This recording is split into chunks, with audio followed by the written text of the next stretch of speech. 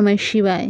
নমস্কার, সকলকে স্বাগত জানাই আমাদের চ্যানেলে। আপনার দিনটি শুভ হোক এই প্রার্থনা করে আজকের ভিডিওটি শুরু করছি। মঙ্গল জন্মছকে অর্থাৎ বাচ্চাটি যদি মঙ্গল নিচস্থ বা মারকভাবে থাকে তাহলে কিন্তু জীবনের অনেক সমস্যাই হয়। তবে কারো যদি নিচস্থ থাকে বা কারোর ক্ষেত্রে যদি বৈবাহিক জীবন বিশেষ করে নানান সমস্যার সম্মুখীন হতে হয়, তারা এই তিনটে কাজ অবশ্যই করতে পারেন। অনেকেই হয়তো জানেন না যে মঙ্গল কিন্তু মকর রাশিতে সবথেকে উচ্চ এবং কর্কট রাশিতে সবথেকে নিচ অর্থাৎ কমজোর হয়ে থাকে।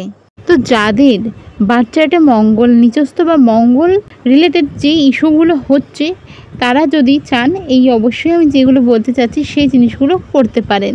তো এই তিনটে জিনিস যদি আপনারা শুরু করেন করা, তো দেখতে পাবেন যে মঙ্গলের থেকে কিন্তু শুভ ফল আপনারা পেতে শুরু করেছেন।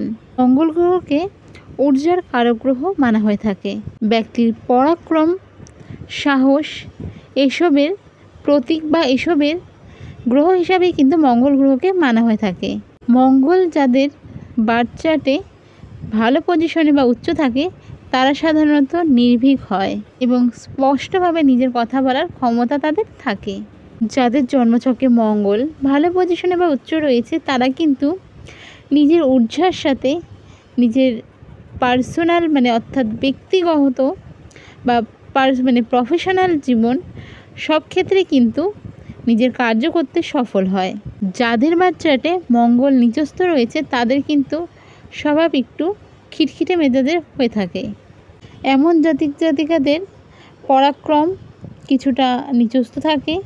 সাহসের ক্ষেত্রেও তারা সব সময় সব জায়গায় নিজের অধিকারটুকুও বলতে পারে না বা নিজের হয়ে লড়ার শক্তিটাও তাদের সবসময় থাকে না। এমন পরিস্থিতিতে আপনার কি করা উচিত? এমন তিনটি কাজ যেটা করলে আপনার মঙ্গল ভালো ফল দেওয়া শুরু করবে। তো এরকম ক্ষেত্রে জাতিকাদের যে বিশেষ কাজগুলো করতে হবে সেগুলি অবশ্যই একদমই কঠিন না, খুব সাধারণ কাজ যা আপনার প্রত্যেক দিনের অর্থাৎ দৈনন্দিন জীবনে আপনি করতে পারেন।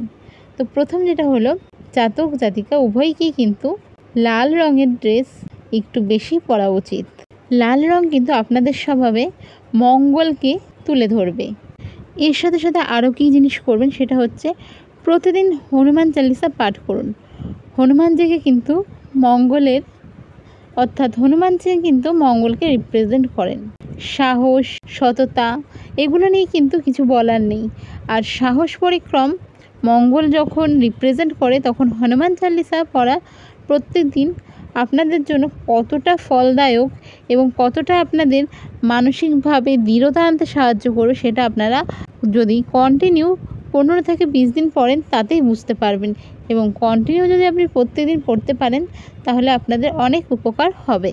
যাদের বার্থ চার্টে মঙ্গল নিচস্থ রয়েছে বা খারাপ রয়েছে, তারাও যদি প্রতিদিন হনুমান চালিসা পড়ে, তবেও কিন্তু মঙ্গলের শুভ ফল পেতে শুরু করবেন।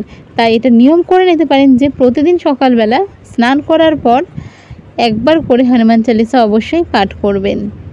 এবং তৃতীয় যে বিষয়টা নিয়ে বলবো সেটা হলো, প্রত্যেক মঙ্গলবার মেটে সিঁদুর বা কমলা সিঁদুর বলে অনেকে, সেটা নিয়ে হনুমান মন্দিরে অবশ্যই চড়াবেন। দেখুন, যারা জাতিকা রয়েছেন, বলা হয় যে হনুমানজি ব্রহ্মচারী ছিলেন, তাই তাকে ছোঁয়া যাবে না। তো সেক্ষেত্রে আপনারা কি করবেন?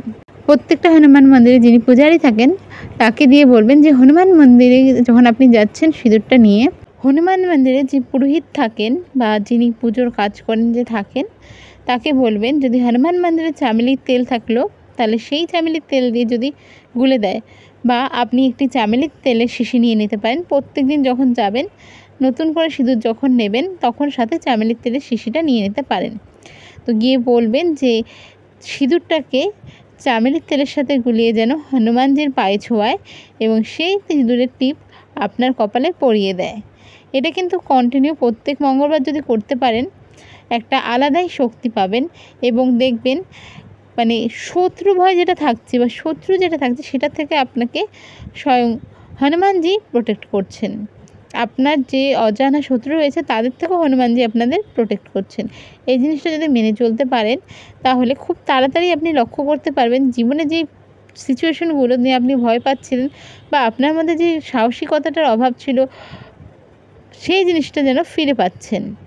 তো এই উপায়গুলো যদি করতে পারেন খুবই ভালো, এবং আমি বলবো যারা এই ভিডিওটি দেখছেন তারা অবশ্যই নিজেদের কাছের লোকের সাথে এই ভিডিওটি অবশ্যই শেয়ার করুন, যাতে তাদেরও যদি প্রবলেম থাকে এবং যাদের মঙ্গল বাচ্চাটা ঠিক রয়েছে তারাও যদি এই জিনিসগুলো মেনে চলতে পারেন, জীবনে অনেক ভালো ফল পাবেন, অনেক বাধা বিপত্তি ছাড়াই। আর যদি ভিডিওটি ভালো লেগে থাকে অবশ্যই লাইক, সাবস্ক্রাইব, শেয়ার করুন। ধন্যবাদ। দেখা হবে পরের ভিডিওতে। রাধে রাধে।